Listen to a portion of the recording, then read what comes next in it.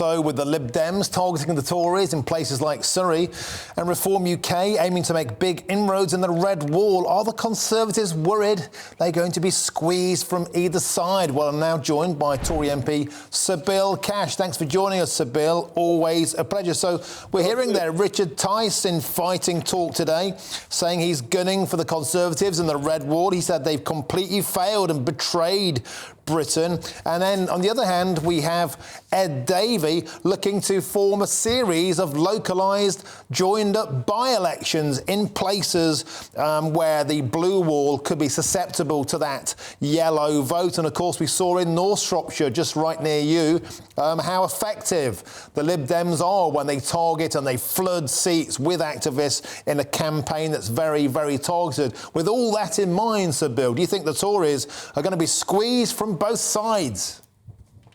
Well, I think the short answer is whenever you look at by-elections, you have to also look at the turnout.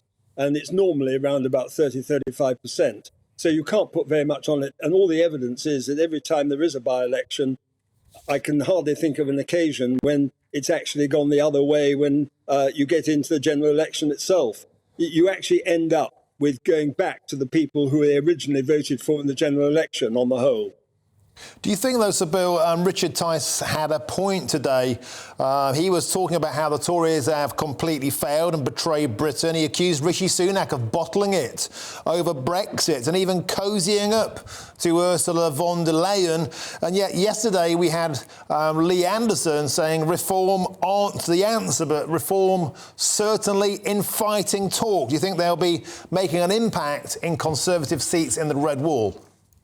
Well, they're talking about saving Britain. I just mentioned the fact, it's pretty obvious, who delivered Brexit. It was actually legislation in the House of Commons, and you cannot make any changes in legislation. You can't even have a referendum without an act of Parliament. And the bottom line is that in order to get the legislation through, you have to have a majority of all the MPs in the House of Commons. If you've got even perhaps one or two, it makes no difference at all to the actual outcome. So that's the reality.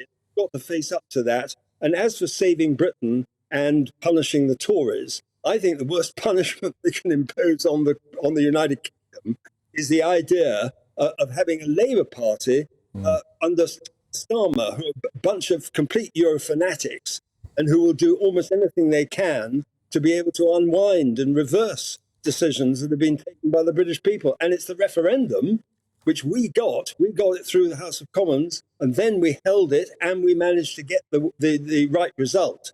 And then we followed it with the legislation, with a massive general election endorsement in 2019. Yeah, Sir Bill, I mean, you would no doubt agree with Richard Tice when he says Labour would be a Starmageddon. However, the fact remains an 80-seat majority in 2019 has now been frittered away, and you guys have been in power for 13 years. It hasn't quite been frittered away. I mean, it's still quite a very large majority, and we see that vote after vote in the House of Commons. But the reality is that there are issues that we have got to improve, no doubt about that. There are things that are going on at the moment. We're having these negotiations on the Rwanda bill, but on the boats itself, yes, we have brought down the number of people who come over recently, but there's got to be a lot of very much more determined effort this bill can do if we make it work. And we can make it work, and we're in discussions at the moment, as you know, with the government over the question of what amendments they would be prepared to consider. But on top of that, of course, the issue is one of numbers.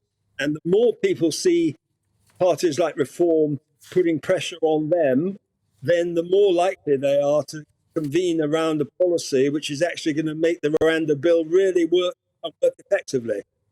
OK, Sir Bill Cash, thank you very much for joining us on GB News. Always a pleasure. Thank you, mate.